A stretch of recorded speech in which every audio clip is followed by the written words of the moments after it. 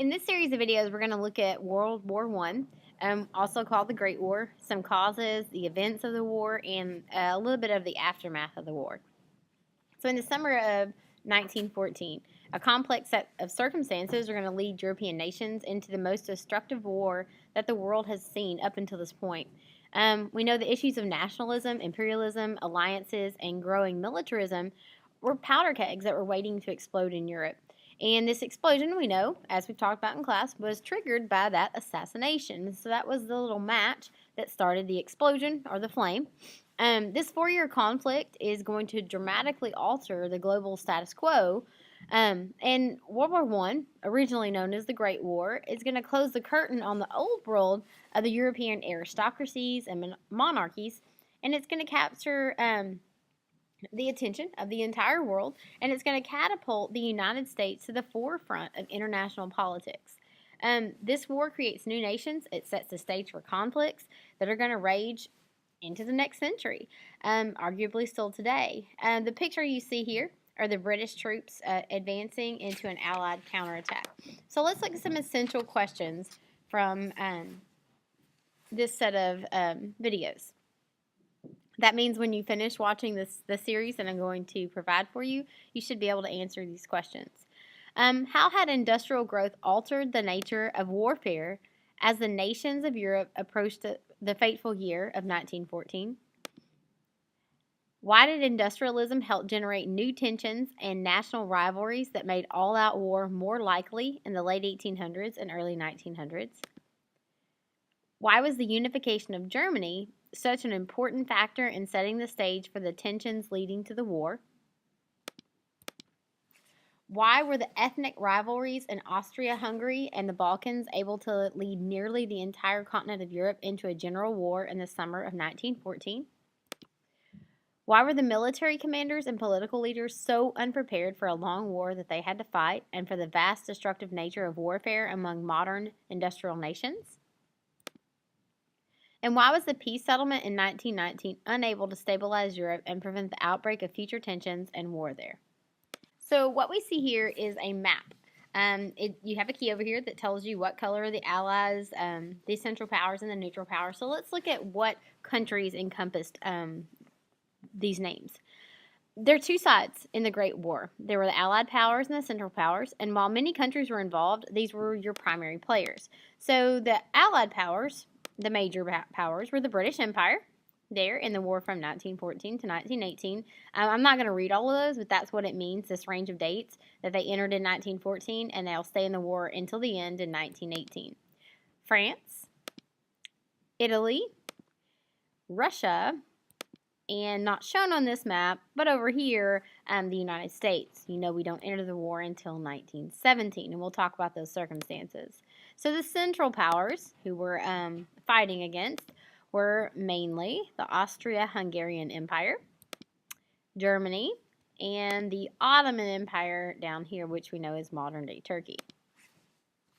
So the island empire of the United Kingdom operated as a constitutional monarchy under the reign of King George V, with David Lloyd George as the prime minister or the leader of the elected government of Parliament in England. It entered the war in 1914 to defend Belgium's neutrality.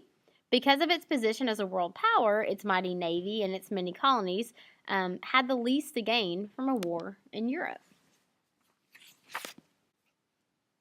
Although France was a republic, many of its citizens, and especially its army, are going to long for the glory days of Napoleon Bonaparte's empire. So President Raymond Poincaré directs France's treaty of alliance with Russia, but by 1917, he's lost political power to the new Prime Minister, Georges Clemenceau, and like the UK, France had colonies around the world, but it wanted revenge against Germany. It had lost the battle called the Battle of Sedan in 1870 in the Franco-Prussian War. And in this battle, Germany had captured the rich land of Alsace-Lorraine, and France wants this region back. Napoleon III was the nephew of Napoleon Bonaparte, and he was the president and then the emperor of France from 1848 to 1870. In Russia, you have Tsar Nicholas II. He was the ruler of Russia, and czars had ruled with an iron fist and maintained an economy based on serfdom. This position hindered the industrialization of Russia and kept 165 million people in virtual slavery. By 1914, Nicholas's industrialization efforts had brought Russia far from where it was at the turn of the century, but it's going to still lag very far behind the rest of Europe. Germany.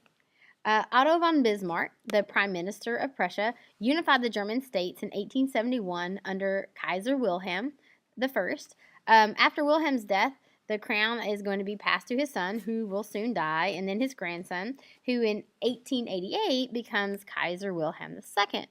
And because Germany's unification had come so late, Germany had no colonies to supply it with raw materials or to buy German goods.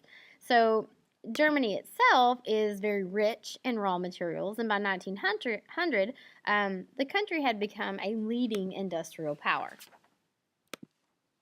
The Ottoman Empire. By 1908, the Young Turks, this was a name given to a group of army officers who favored reforming the administration of the Ottoman Empire, forced the theocratic government of Sultan Abdul Hamid to institute a Western-style constitution. This Islamic state gave up much of its sovereignty in exchange for help from Germany to build its army, and by 1914, Germany had a greater influence on the Ottoman foreign policy than the Turks did. Austria-Hungary. Like the Ottoman Empire, Austria-Hungary was an old and dying kingdom. It was ruled by a 600-year-old Habsburg dynasty, and this empire had at one time or another controlled most of the parts of Europe. By 1914, it had lost most of its prestige and was left with a very small collection of lands that harbored numerous ethnicities. Emperor Franz Joseph, his attempts to hold this empire together and to reassert its position in Europe provided the explosion that's going to lead to the Great War. So, what did pre-war Europe look like? Well, in 1914, the old empires were either dying or clinging to some very outdated social practices and military tactics. And to kind of maintain their strength, these countries are going to enter into different alliances with each other, where one country would come to the aid of another if attacked. Some of these were well-known alliances, and some of them were secret alliances. The industrialization shifts wealth away from the land and into the factories, into the cities. With it, it's going to bring tremendous wealth, surplus, and social unrest. And these aristocracies are going to try to hold on to their privilege and influence, but the liberals and the radicals are going to call for social reform, and that's going to lead to mass protests. Some nations respond by crushing the opposition. Others are going to meet protesters' demands, which is going to lead to greater conflict between the rich and the poor, or by uniting the two sides under the banner of nationalism. Remember, nationalism is one of those big ideas from this period that kind of leads into the Great War. In this cartoon up here, if you can see it, the country of Europe are personified. So we see little personalities. For example, we see England drawn as an old maid with a dog on a leash, and that dog on a leash is supposed to be Ireland. But if you look, how do you think some of the other countries are depicted?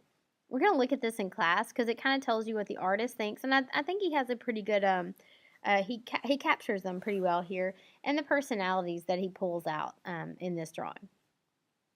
But look at that. Be ready to kind of discuss what you think it's telling about Russia and about Germany and about the Austro-Hungarian Empire and about Italy and about France and Spain and some of these other countries that you see in here.